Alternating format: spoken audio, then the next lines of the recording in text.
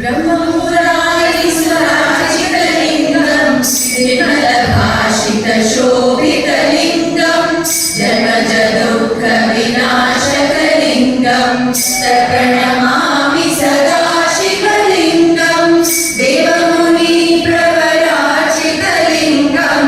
कामदहनकरुणाकरलिङ्गं रावणदर्पविनाशनलिङ्गं तत्प्रणमामि सदा शिवलिङ्गं शिव शिव शिव शिव शिवाय नमो हर हर हर हर हराय नमो शिव शिव शिव शिव शिवाय नमो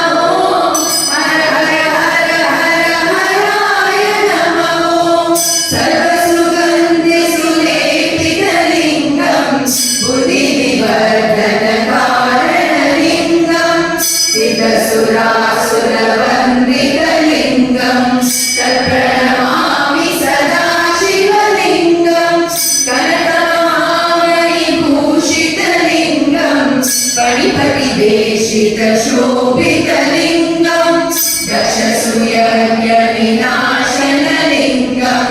तत्प्रणमामि सदा शिवलिङ्गं शिव शिव शिव शिव शिवाय नमो हर हर हर हर हराय नमो शिव शिव शिव शिव शिवाय नमो हर हर हर हर हराय नमो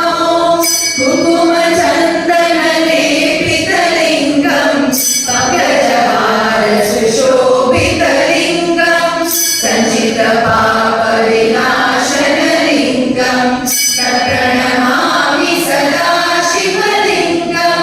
देवकराजितसेवितलिङ्गं भक्तिभिरेव च लिङ्गं दिनकरकोटिप्रभाकरलिङ्गं तत्प्रणमामि